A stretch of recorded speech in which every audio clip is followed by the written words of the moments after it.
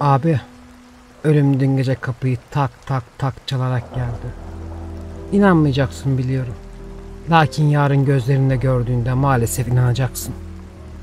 Bu sana son mektubum. Aslında ilk mektup. Tersten başladık. Anlatmaya dünün aydınlık saatlerinden başlamalıyım ki yapbozun eksik parçalarını tamamlayabil. Başımı kaldırdığımda güneş kavuracak gibi görünüyordu. Ama hava tam sevdiğim gibi hafif esintiliydi. Bilirsin, daha doğrusu zamanla beni tanıdıkça öğreneceksin. Güneşi sevmem. Yakıcı sıcaklığı soğuk cehennemi hatırlatır bana. Yanlış okumadın. Soğuk yazdım. Orada kasvetten ve ruhu parçalayan ince tizli sesten başka sadece karanlık var. Ateş olsaydı insan görürdü ve durmazdı. Yine cinlik peşinde koşardı. Bundan dolayı cehennem karanlık. Konu dağıl toparlıyorum.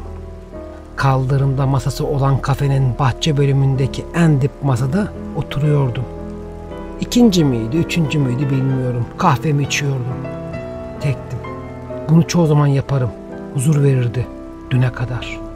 Hani filmlerde olur ya, birisi zamanını dondurur. İnsanlar, cisimler olduğu yerde kalır ama kendi hareket edebilir. İşte aynısı oldu. Tek farkla hareket eden ben değildim. Oydu. Ölümün ta kendisi. İliklerimde hissettim. Zaman durdu, insanlar durdu, yere düşmekte olan bardak bile durdu. Ben durdum. Ama o karşı kaldırımda önce beni seyretti. Hareket edemiyordum. Tam karşımdaydı. Kahvemi yudumlarken gözlerimi yukarı kaldırmıştım. Onu gördüğümde işte o an durdu zaman, durdu dünya. Son 4 kelime şarkı sözü. Cem Karaca'nın Tamiri Çırağı'ndan arakladım. Kahvemi içerken gözlerimi yukarı kaldırınca karşıya bakmış oldum. Neden baktım sonradan öğrendim. Tak tak tak sesinden sonra oraya geleceğiz. Bildiğin insandı. Boyu uzundu, omuzları genişti, teni esmerdi. Ama yüzünü seçemiyordum. Taktığı şapkanın gölgesi çok koyuydu. Olağandan daha karanlıktı. Sanki sonu ucu bucağı olmayan bir mağara gibi tarif edebilirim. Üstünde sıcak yaz gününe rağmen palto vardı. Eski, yamalı, çoğu yeri yıpranmış, astarını seçebiliyordum.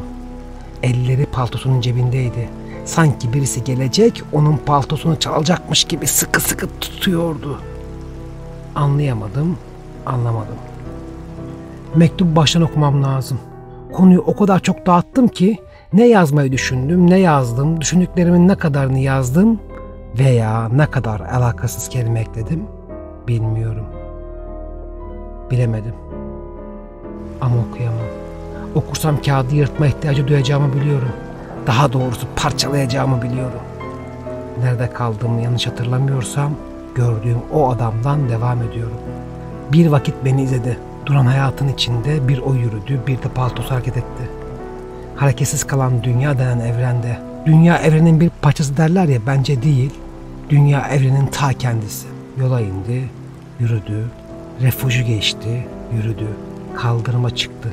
Hani düşmekte olan bardak demiştim ya, o fincanmış. Garsonun tepsisinden düşürdüğü kahve dolu fincan.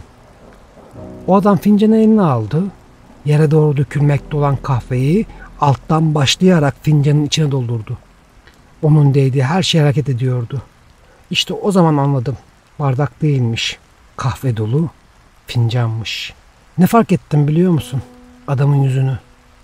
Kahveyi aldıktan sonra kaldırımdaki beni gören boş masaya oturduğunda güneş adamın yüzüne vuruyordu.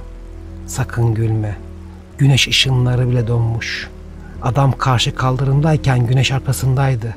Şapkası koyu gölge yapıyordu ya. İşte aynen o şekilde duruyordu adamın yüzü. Yaklaştığı için biraz daha seçilir gibiydi ama mağara hissi duruyordu. İnce bıyıkları vardı. Sarışın gibiydi. Neyse, daha fazla ayrıntıya girmeyeceğim. O anlar hatırladıkça dudaklarımın yandığını hissediyorum. Kahve içerken donduğum için tüm o geçmeyen zamanda sıcak kahve, ben kahvemi ekstra sıcak içerim, dudaklarımda durdu. O adam kahvesini içtiğinde olmayan saatini bana gösterdi. Ya da zamanı işaret etti. ve ayağa kalktı. Bana doğru yürüdü. Paltosunu havalandırdı. Beni paltosunun içine aldı. Evimde masamın başında oturmuş, bir elimde şarap bardağı, diğer elimde sigara vardı. Kafe masası ile evimdeki masa arası yok. Sanki olduğum yer kayıp gitti, evim kayarak geldi. Tek anlamadığım şarap nereden geldi. Çünkü birkaç gün önce şarabım bitmişti. Almaya da param yoktu. Etrafıma bakıyordum. Anlamadım, anlayamadım. Sigaram yanmıyordu, yaktım. Şarabımdan bir yudum daha aldım. Yalan yok, hepsini içtim. Sigaramdan bir nefes daha aldım. Tak, tak, tak. İşte ölüm kapıyı çaldı. Mektubun başına döndük. Ölüm dün gece kapıyı tak tak tak çalarak geldi. İnanmayacaksın, biliyorum. Kalktım, kapıyı açtım. Ölümün geldiğini bilmiyordum. Daha yaşadıklarımı sindirememiştim ki. Gelen kim diye düşüneyim. Açtım kapıyı. Açmak istemedim ama açtım. Saat 1:43 Rad Garaj. Reklam yaptım. İnşallah vergi memurları kapıma dayanmaz. Evet abi. Ölüme kapıyı açmıştım. Burada bir şeyi itiraf etmem gerek. Ölümün geldiğini bilseydim o kapıyı çalmadan kapıda onu beklerdim. Yüzündeki o karanlığı görünce olanları ve ölümü ilk gördüğüm anı hatırladım. Kenara çekildim, içeri girdi. Oturduğum sandalyenin karşısındaki sandalyeye oturdu.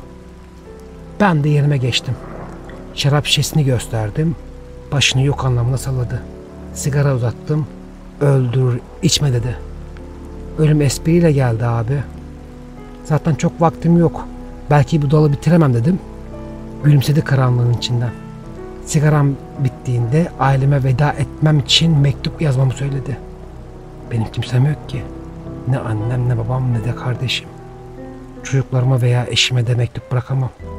Bırakmam bir yaşam onun ağırlığının altında kalmasınlar diye. Abine yaz dedi. İşte abi, ben seni o vakit tanıdım. Hiç doğmamış abimi tanıdım. Ağlamak istedim be abi. Neden bunca zaman gelmedin de ölüm kapıyı çaldığında geldin?